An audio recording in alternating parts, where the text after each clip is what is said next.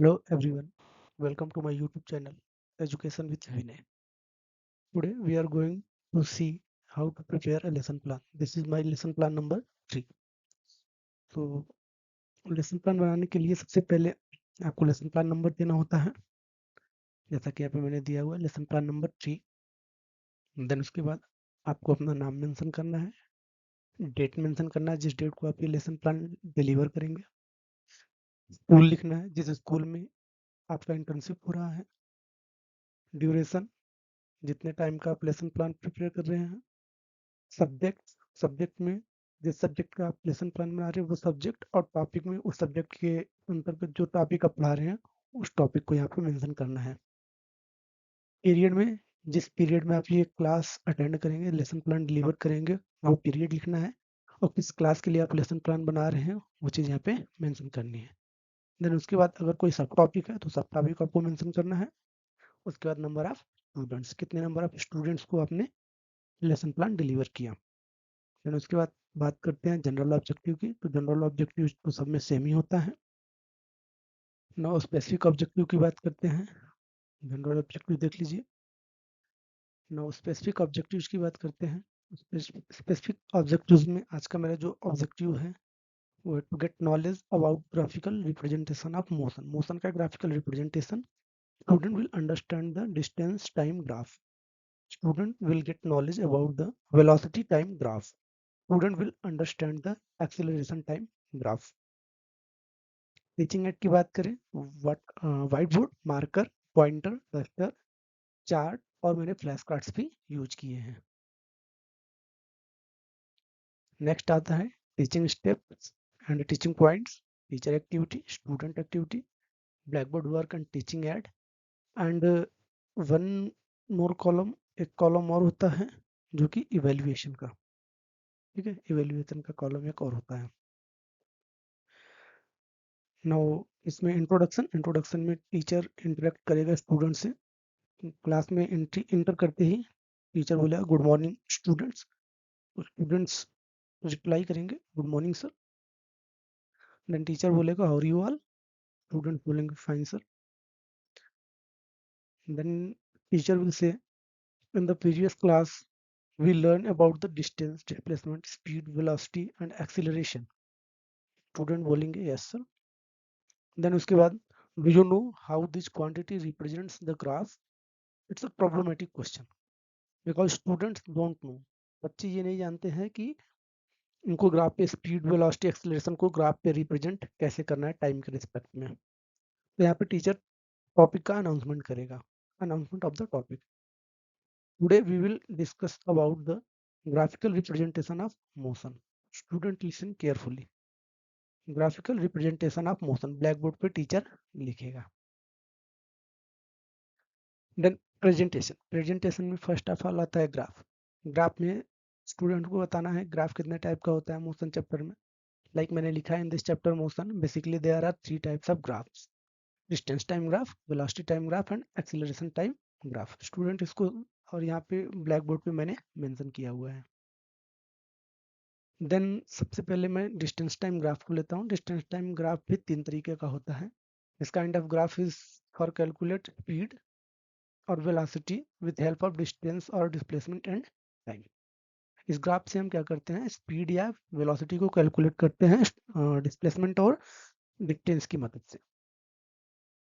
Okay, इसमें case number first जो है उसमें क्या है, एक्स एंड टी। एक्स और टी दो कोऑर्डिनेट्स हैं जिनमें टाइम कोऑर्डिनेट कंटिन्यूअसली बढ़ रहा है जबकि पोजीशन कोऑर्डिनेट एक्स जो है वो रुका हुआ है। इस केस में जब भी डिस्टेंस या डिस्प्लेसमेंट इंक्रीज होगा और डिस्टेंस और डिस्प्लेसमेंट इंक्रीज नहीं होगा और टाइम इंक्रीज होगा तो इस टाइप का ग्राफ बनता है।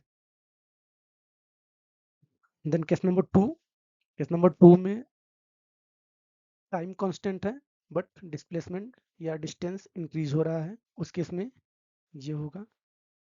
बट ये पॉसिबल नहीं है। यहाँ पे देखिए मैंने लिखा हुआ है position of particle is changing but time is not, which is impossible, क्योंकि टाइम कांस्टेंट हो जाए ऐसा हो ही नहीं सकता, टाइम कंटिन्यूअसली बढ़ते रहता है। नेक्स्ट केस नंबर 3 जो आता है उसमें टाइम भी बढ़ते रहता है साथ के साथ पोजीशन भी बढ़ते रहता है, तो इसमें इस तरीके का ग्राफ बनता है। और ये ग्राफ, इस ग्राफ में जो एक्स और टी होते हैं दोनों एक दूसरे के डायरेक्टली प्रोपोर्शनल टू होते हैं, तो हमको यहाँ पे एक कांस्टेंट मिलता है जिसको हम वेलोसिटी कहते हैं। इट मीन्स ये जो ग्राफ है ये कांस्टेंट वेलोसिटी का एक ग्राफ बन जाता है। नेक्स्ट स्टूडेंट्स को बताएंगे velocity time graph. Velocity time graph को वीटी ग्राफ ही बोलते हैं। ये भी सेम 3 तरीके का होता है, जैसे डिस्प्लेसमेंट टाइम ग्राफ था। इसमें भी केस नंबर 1 देखते हैं। केस नंबर 1 में सेम जैसे हमने वहाँ पे पोजीशन टाइम के बीच में ग्राफ क्रिएट किया था, वैसे यहाँ पे वेलोसिटी और टाइम के बीच में ग्राफ क्रिएट करना है।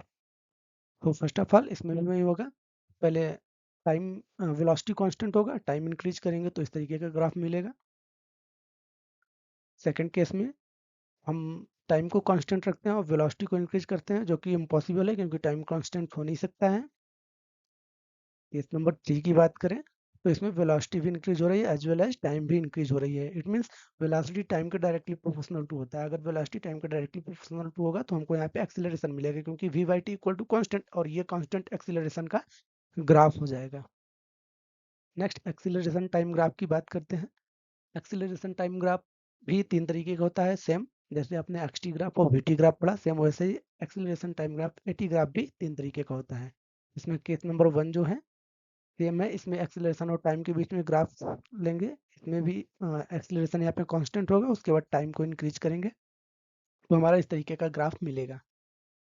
सेकंड केस में टाइम कांस्टेंट कर देंगे, जो कि इम्पॉसिबल है, यहाँ पे लिखा हुआ है time is not, this is impossible. And case number 3 में सेम चीज, एक्सीलरेशन और टाइम एक दूसरे के डायरेक्टली प्रोपोर्शनल टू होंगे। It means acceleration upon time equal to constant आएगा। Okay, now application and synthesis की बात करें तो टीचर शो करेगा चार्ट कंक्लूड करने के लिए, टॉपिक को कंक्लूड करने के लिए चार्ट शो करेगा, और बीच बीच में क्लास में जहाँ भी नीड होगी, जैसे मैंने फ्लैश कार्ड पे ग्राफ्स बनाए हैं, फॉर्मूले लिखे हुए हैं, तो स्टूडेंट्स को डिस्ट्रीब्यूट किए जाएंगे और स्टूडेंट वहाँ पे ऑब्जर्व करेंगे, और जो टॉपिक आएगा टीचर पूछेगा कि फ्लैश कार्ड किसके पास है, तो स्टूडेंट फ्लैश कार्ड को शो करेंगे और बताएंगे, फिर टीचर उसको एक्सप्लेन करेगा। मैंने टीएलए में यहाँ पे चार्ट और फ्लैश कार्ड यूज किया हुआ है। नाउ जनरलाइजेशन, जनरलाइजेशन में हमने टोटली क्या पढ़ा आज के क्लास में वो चीज मेंशन करना होता है। Today we learn about XT graph, VT graph and AT graph. We learn calculate distance, velocity and acceleration with help of graph. Okay, then recapitulation में in order to recapitulate, people teacher will ask some question to students. Question मैंने किया हुआ है, question number 1, what tells us position time graph? Position time graph हमको क्या बताता है? तो पोजीशन टाइम ग्राफ सिंपली हमको वेलोसिटी को कैलकुलेट करना बताता है। What is the meaning of velocity time graph? Velocity time graph का क्या मतलब है? And what is your understanding about acceleration time graph? Homework की बात करें, लास्टली आपको स्टूडेंट को होमवर्क देना होता है, तो होमवर्क में मैंने दिया है draw this 9 graphs on your notebook clearly. के बाद यहाँ पे प्यूपिल टीचर का सिग्नेचर, फिर signature of guide teacher. Guide teacher मैंने आपको ऑलरेडी बताया हुआ है, गाइड टीचर मतलब आप जिस इंस्टीट्यूट में इंटर्नशिप कर रहे हैं वहाँ पर आपके सब्जेक्ट का जो टीचर ऑलरेडी होगा वो आपका गाइड टीचर होगा। एंड देन यहाँ पे signature of supervisor. Thank you.